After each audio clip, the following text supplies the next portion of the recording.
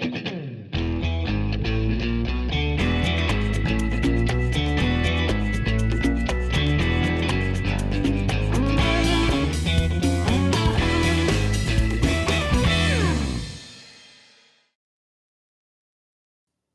everyone, welcome to a special Dev Radio series where we're going to get really deep into technology. It's really interesting to Matt and myself. So, Matt, as always, welcome to the show.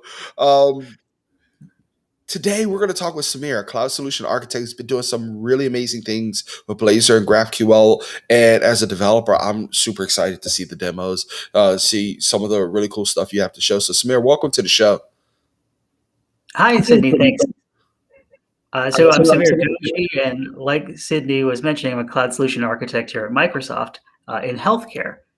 One of the problems that we see happening a lot is we see a lot of healthcare companies that want to develop a new app. So it might be a patient portal, it might be a check-in system, all kinds of either simple or complex apps. And what I see happening with that is the company gets into this loop of analysis paralysis where they're trying to decide, do we want to develop a client-side app? Do we want to develop a server-side app? Do we want to use React? Do we want to use a technology we already know? What do we do for the back end?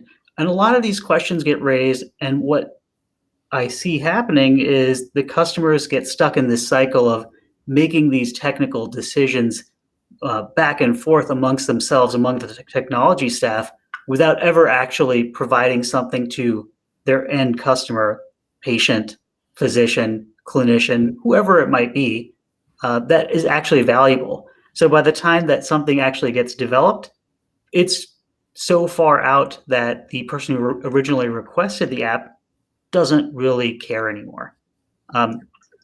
So what my colleagues and I did was we developed a starter kit. And the idea here behind the starter kit is if you have a problem, instead of working through that analysis paralysis, deciding how do I write this app, how am I going to host it, it's use the starter kit as a starting point. You can get it up and running in less than an hour. And I'm going to show you a little bit of how to do that today.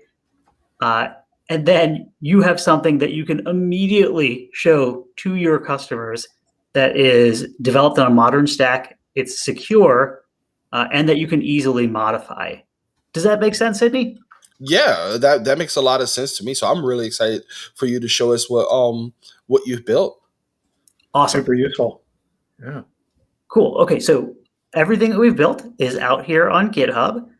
So github.io Microsoft Blazor GraphQL Starter Kit. And just to walk you through a little bit of it, you can immediately, of course, clone the code and start at it. But I think what you also could do, especially if this is your first time using Blazor or GraphQL, or even if it's your first time doing anything in Azure, is you just read through the README. And what we tried to do and capture in the README is literally every single step you'll need to go from this repo to a working app. And it's not that many steps. So in here, we've got everything you need so that you're deploying onto Azure. So you've got all your security set up so that you're running in HTTPS. So you've got OpenID Connect token exchanges working. And I know for a lot of people, everything that I've said so far ends up being weeks and weeks and weeks worth of work. And what we're trying to do with the starter kit is take that week of work or those weeks of work and shrink it down to like less than an hour. Again, we want you to be able to start with the modern stack right away. So in this case, our modern stack is a client-side app developed in Blazor. So you'll be able to use some C# .NET skills that you've already developed, but it's all client-side. And we're using GraphQL, a modern backend API, again, developed in C#. We've got all the sample code here so you can get started and you can get going. So the way that this works is you can clone the repo. We've got instructions for deploying the client-side app to your Azure subscription to a static website. So it won't cost you that much to run this thing. Really shouldn't. We have the code here to deploy to an Azure app service, the Azure, the GraphQL backend. Again, you can run this probably in a free tier, so it shouldn't cost you anything to run this. We have the instructions for creating the backend app registrations, and what those will do is enable you to do OIDC flows, and all of that can be done without administrative privileges within Azure. So if you're a developer that's in a meeting and you have a customer saying, or a physician maybe even saying, hey, I'd really like to develop this app that does XYZ, you could literally take this starter kit right in the meeting, clone it down, start the setup, and by the end of your hour-long meeting say, okay, here's what the UI was potentially going to look like. Let's start talking about how things will change. And that conversation is such a better conversation to have than, okay, Mr. Clinician, my team's still trying to decide whether we're going to use JavaScript or .NET to develop the app. So I noticed in that link, those are these ARM templates that's deploying the Azure services side of this? No, these aren't ARM templates. We've included the instructions for doing this right through the portal. But what we have done is we're linking to the Microsoft doc page on each of those services, and those do include ARM templates that you can just click start on. Oh, so potentially this should be a very, very simple thing. got it. And just like you thought, Sydney, the idea here is that if you are a developer who is brand new to Azure, you'll click on the link, you'll get the detailed documentation you need. If you're a developer who has experience on Azure, you'll click on the link and you'll get that high-level info that you need. And if you're a developer who has a lot of experience on Azure, hopefully seeing the instructions of deploy an Azure static website will be all that you need to just, for no pun intended, blaze through the initial setup of the app. I'm sure you intended that pun. So when we talk about these kind of apps, one of the biggest problems that ends up happening is you'll see starter kits all over the internet that will deploy a very, very simple app, and they'll either deploy a front end or they'll deploy a back end. In a very rare case, you might see one that actually does deploy both. The problem is that when we see people who are deploying both, we never see the deployment of the security aspects associated with that. We always see a front-end app that talks to a back-end. It doesn't use SSL, much less an OIDC token flow. And the problem with that approach is you can get started like that, but you very quickly run into a blocker where a security team will say, wait a second, this isn't a secure way to develop a modern app. And what we're trying to do with the starter kit is take you through that and alleviate those concerns right from the start. So again, you're in the meeting, you've set everything up, you're talking to the clinician about, should we move this button over here or over here? How does this screen look? What you're not having to tell the clinician is this is all working over HTTPS. It's got OIDC in it so that you can authorize individual users to individual components. All that set up, your security team's gonna be happy. And most importantly, it's all done through code. So if you need to prove anything to anyone, you've got it all right there in code. That's great. So with that being said, I've poked around through the GitHub enough, and I'll leave it to the audience to go and check it. But why don't we actually hop into Visual Studio and see what this looks like?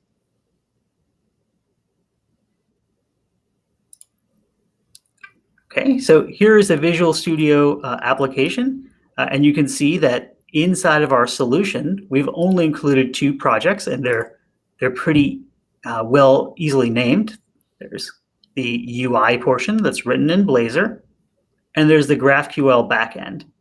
We will do a session later on that goes through, well, what is GraphQL? as Yeah. well as a section that goes through what is Blazor. But for now, let's just go through the high level.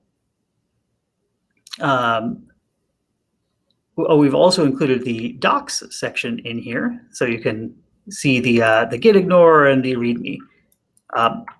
Let's run the app, take a look at how it looks like, and then talk about how you could quickly and easily start to modify this. Sounds good? Yeah, that sounds great.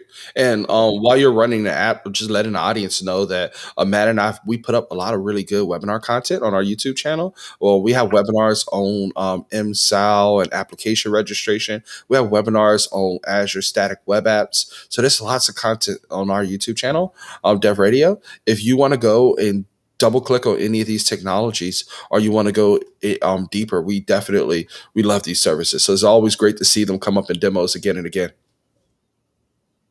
So I pulled the code down. There is a minimal amount of setup that you have to do, and I'll walk you through that. It's all set up in a JSON content.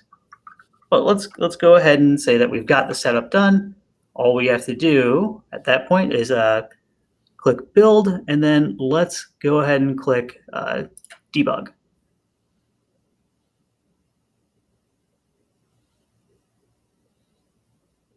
We're running a demo live, so we'll see how things go, but I'm pretty confident it'll run. Oh, live demos are the best type. So here we go. This is our standard app. If you've ever used Blazor, this won't be too unfamiliar to you. Oh, and by the way, Sydney, I am in an inverted screen. This is what the app typically looks like. So you'll see that it is using everything that you'd normally see in a Blazor starter app. So we have a Bootstrap as our UI, and we've got a really simple nav bar over here. So this is responsive. So if I switched it over to mobile view, it would respond, the menu would collapse, etc. And we have a nice little login button over here, as well as just our simple hello world component. And we'll modify that component as part of this session. Yeah, everyone's favorite Blazor boilerplate. Exactly. So let's go ahead and click login. Login is logging in through, in our case, Azure Active Directory. In the case of an organization that pulls this down, if you're using Office 365, it'll log in using that ID.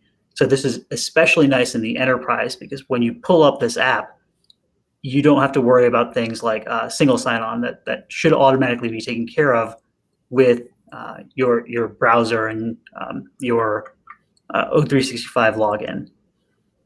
So you can see that we're now in. It's displaying my name up there in the top right, and I have this one item in the menu that is mysteriously labeled "Get GraphQL Data." So let's go and get it.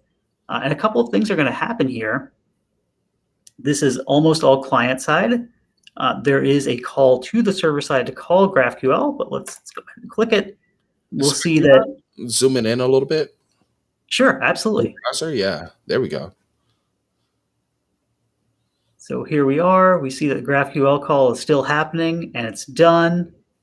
And we see a response from the GraphQL call. It says, "Congrats on making your first query." Fantastic. Awesome. Yeah, and some of the coolest parts about this are that client-side rendering of, hey, when do I display done versus when do I display processing? If you're familiar with doing things in React, you know how to do it right from the get-go. But if you're a team that isn't familiar with React, but you've got skills on .NET, then with Blazor, you can use those existing skills to get that same experience right out of the gate. And we'll walk through how that looks in just a second, and you'll see that it looks perfectly easy. So let's close this, and let's go to Visual Studio, and let's modify just a little bit of it to give you an idea of how you can take this kit and start working with it.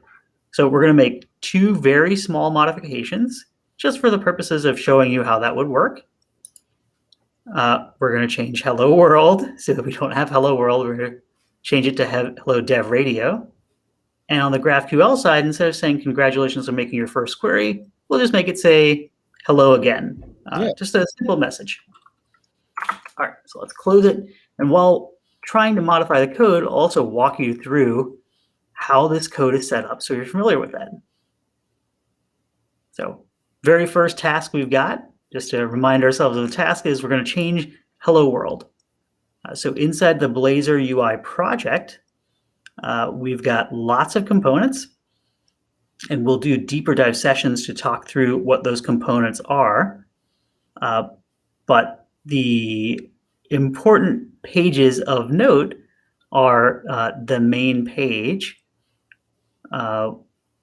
which is this index.razor. And as you can see, it's a very simple HTML page.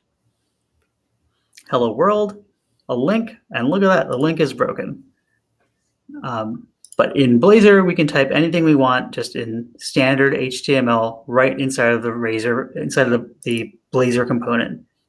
So familiar with Razor, it's anything that is standard, we can put it in here.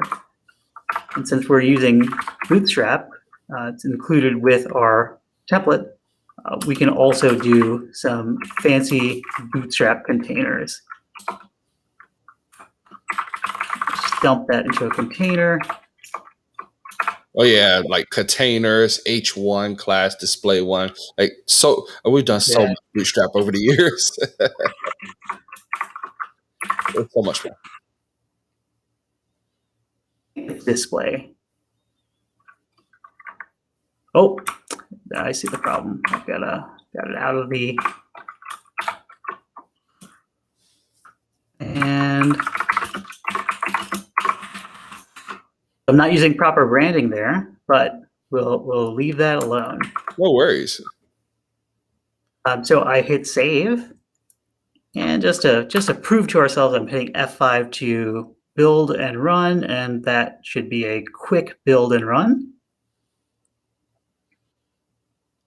While that's running, just let everybody know, we got the new .NET 6 on the horizon with huge improvements to live reload. A lot of them targeted specifically at Blazor, where you can just really edit your .NET code in real time and watch the changes update on the Blazor side. So it's already kind of there, but it's just getting faster and better. So this developer experience just gets better every day. Awesome. Here we go. Hello, Dev Radio.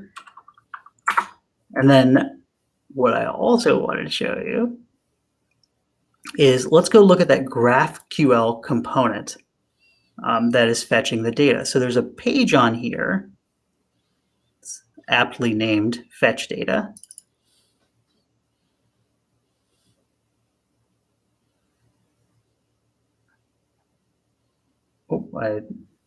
This is not the component we're looking for. We're looking for fetch GraphQL data. Look at GraphQL fetcher.razor. That's the one, and we'll look at. So there's two pieces to this page. There's the page and then the code behind. So let's look at the page temporarily because this has got some cool stuff going on in here. Here we are. So okay, we have a standard HTML tag, right? The GraphQL call, but then we do some really cool stuff in here. Like we can do an if loop right here that just says, the processing is done, show done. It's still happening, show still happening. And it's all based on this GraphQL call variable. And down here, you can see we're showing the GraphQL response. Now, let me show you something that you can't do in React that, as a React developer, I found this incredibly useful. So let's go back. So first of all, we're going to separate our display from our code. So let's go to the code that's behind this GraphQL fetcher page, which is right underneath it. And we've got a partial class. We've got authorization, so it requires you to log in to access this page. We're using some variable injection to inject a GraphQL API client. We don't really have time to get into what that is doing at the moment, but you can take a look through it through the code. And then we have our protected variables that are being set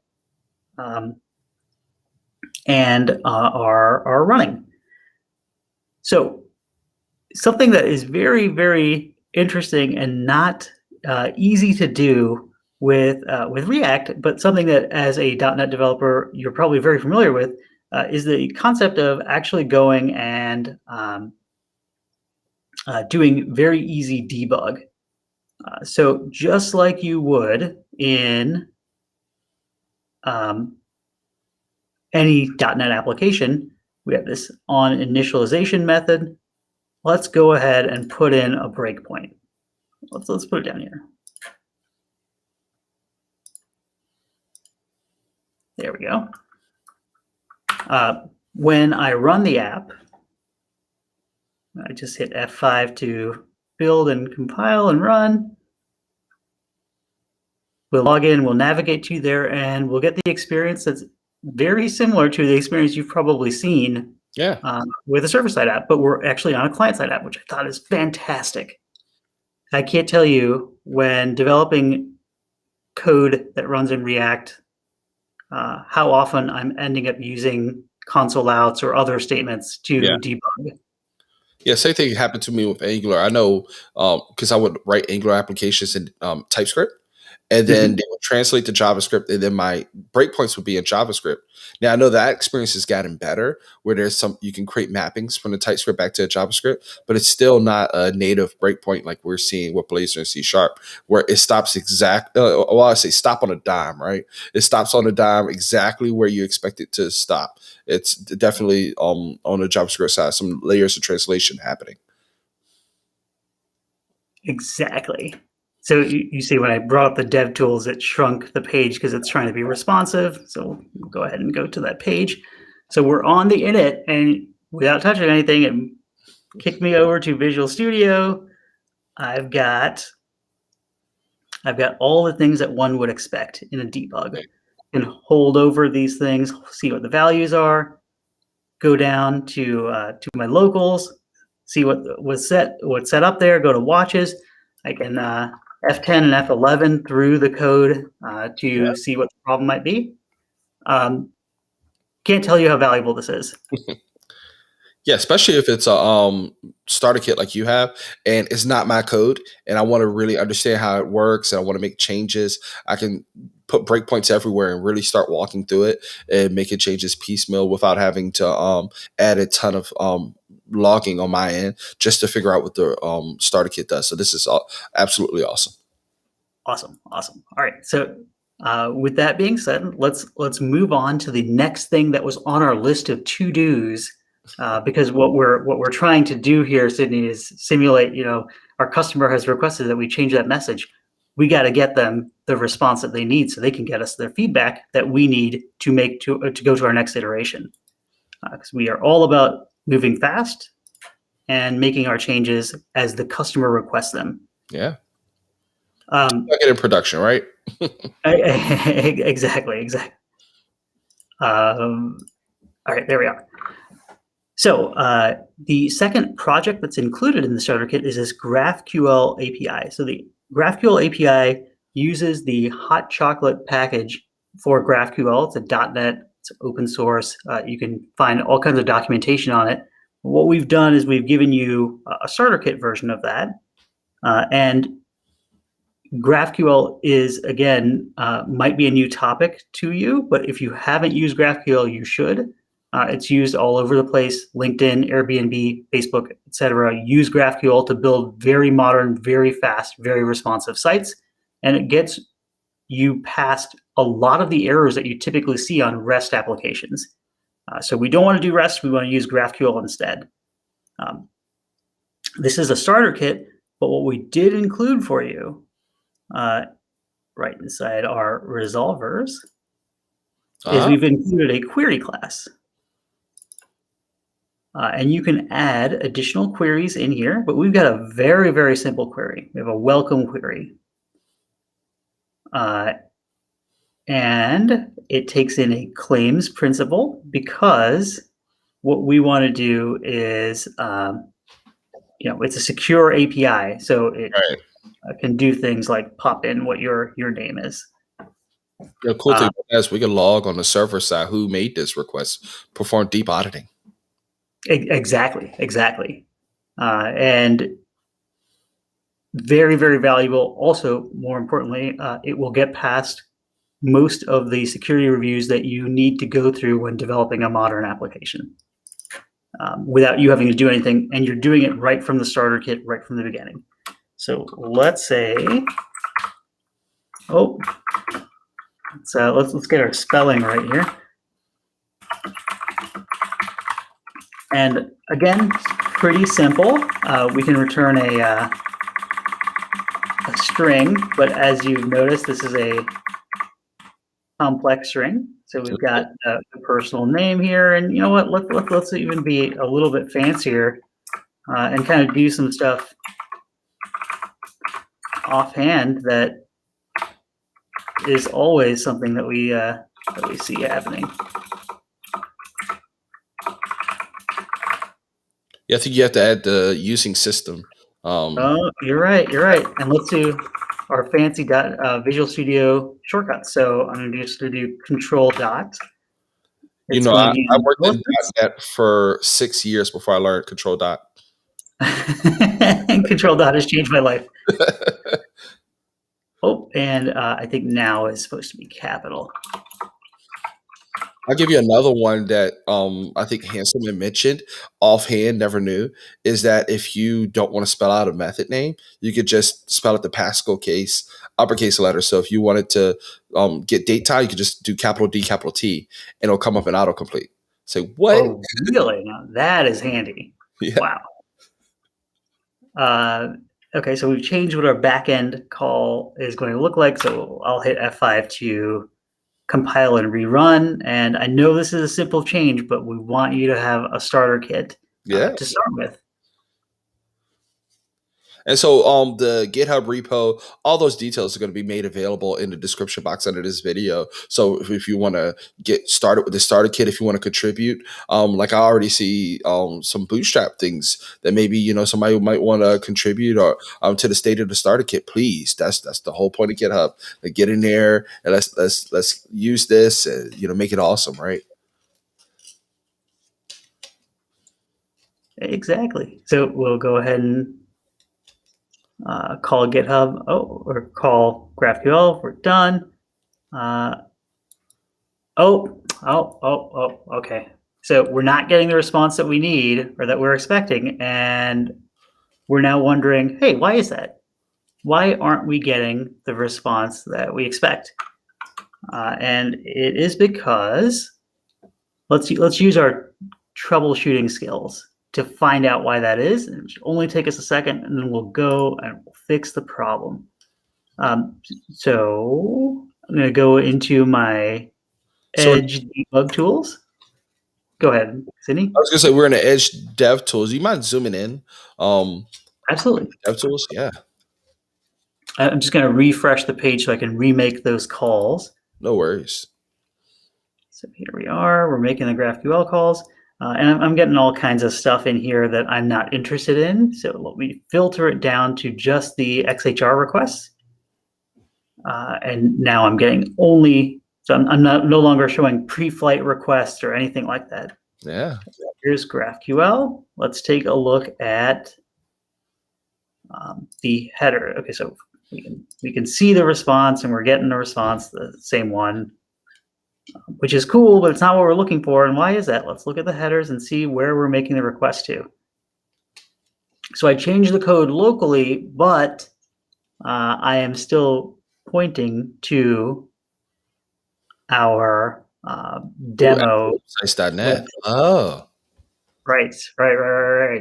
So I mentioned at the start of the session that what I would tell you are the really quick things you need to do to modify the app so that you're able to run it. And we should go and do those now.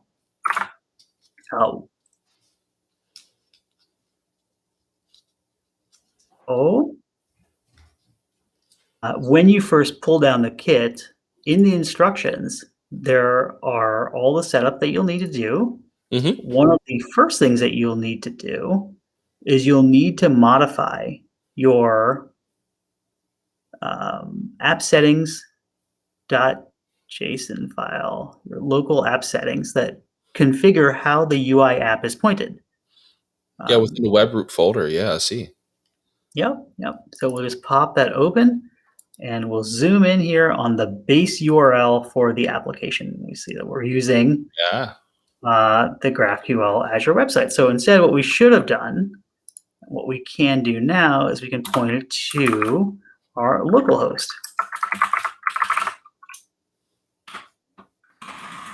Now, is this where it randomly selects support for dev, or do you have a fixed port for debugging? That is a good question. And to answer your question, I don't think we have it set at the solution level. In fact, we have the solution set to only run one project at once. Ah, So, to your point before about, hey, if you want to make a change to GitHub, just feel free to contribute one. This will probably be the first change I commit. So instead of running as a single project, we'll run multiple projects, run both the UI and the backend. We'll start, do our OK, and hopefully near the and I think in the app settings file, the localhost had 2 L's under line 7 API base URL. Oh, yes. Fantastic. Thanks for calling out that line number. We'll save that. We also got to go get the port, which hopefully we can just go right-click on properties, and we'll see what the running port is. And this will be the kind of the last thing that I want to show you on the demo here today.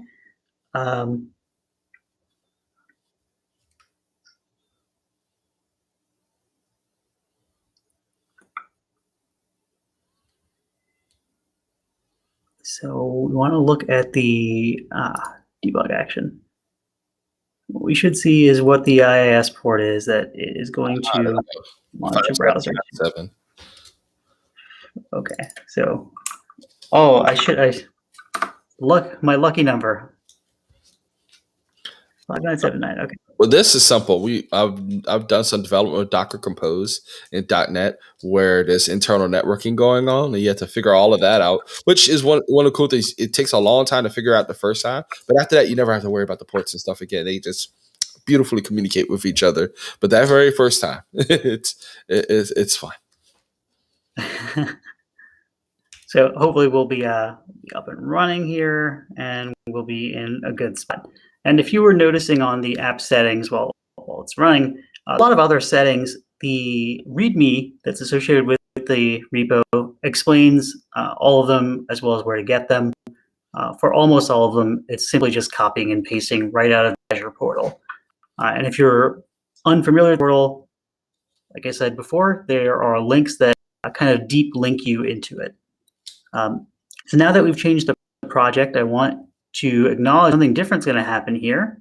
And we won't have too much time to get into this today, but what we'll see is that in addition to running the UI app, we're now running the server-side app.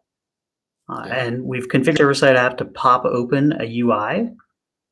So one of the beauties of GraphQL is it comes with a fantastic built-in IDE to help accelerate your development.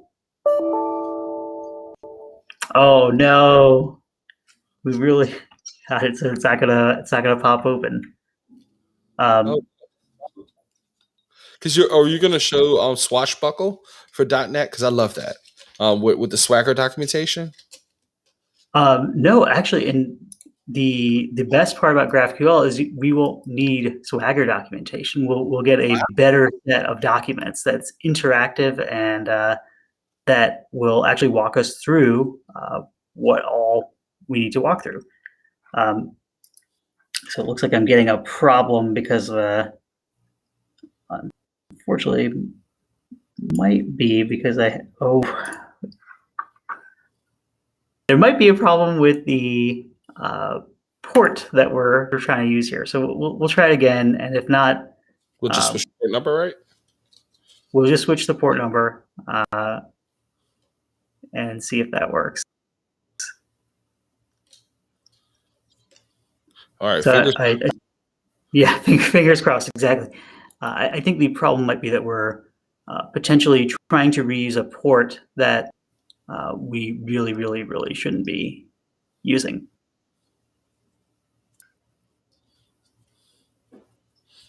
Yeah, I keep meaning to write down a list of safe ports to use with development and never do.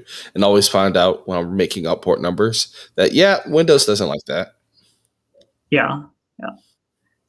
I think in this case, the video streaming that we're using might be using one of the ports that we typically use.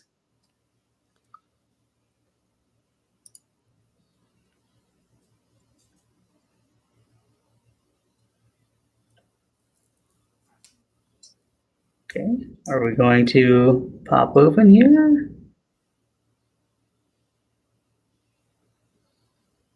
Okay, looks like we're still running in debug. But Yeah. we're having a problem. Okay, so fail to launch debugger.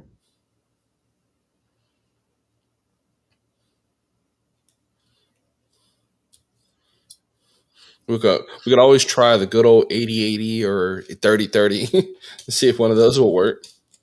That's what I'm thinking too. Alternatively, we can see what the debug settings are here. Just try and debug the GraphQL API app on its own by right click. That's exactly what I'm thinking. I think that the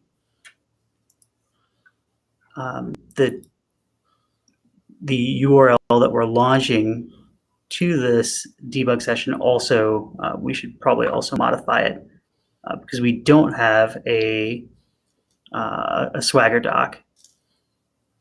So we'll change this to GraphQL. We'll move that and we'll check in these changes. Okay, so now we're going to launch to /GraphQL and we'll change the port just in case. Oh, I also think I did not copy the HTTPS port. Oh. Also a potential problem. Well, if the main site's debugging SSL, it may be requiring the backend to be SSL. Oh my goodness, you're probably right about that. So if you'll remind me of that URL in a second here, 44,307. Okay. I say this because Matt's probably chuckling about my Docker Compose joke earlier because I struggled with that for a while trying to figure out what's SSL, what's not SSL. And we were doing a really complex demo for our open source app service where the front end was not SSL, but the back end was. And it was pretty fun. 44307. Nowadays, everything's SSL, so that's good. Life's a lot easier. Exactly. We want to make sure that we are running SSL from the start. In the end, security team very happy.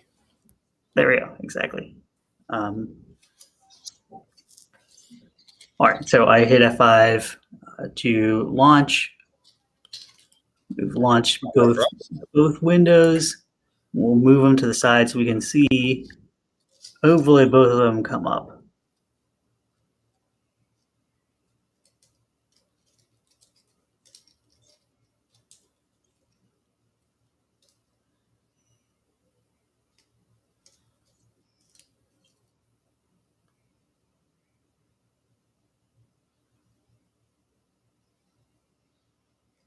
All right, seeing movement. Visual Studio's thinking really hard about this. Yeah.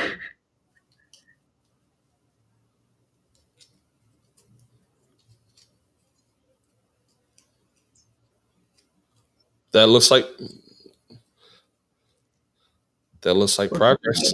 Some progress here. We've got the UI loading. We've got the fantastic. So this is loaded. We're running Banana Cake Pop, which is the server-side API. I again will walk you through Banana Cake Pop in a later session. I know, Sydney, I can already see it in your face. You're very tempted to walk through this because it's looking pretty cool stuff here. Got our documentation here, right? Lots of links to click on here, but we'll leave the temptation alone for the moment. We'll click login.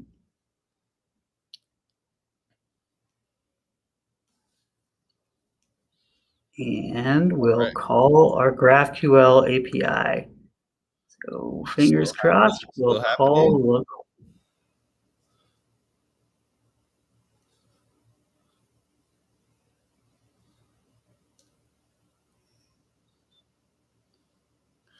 All right, there seems to be an error message. Yep, I saw that.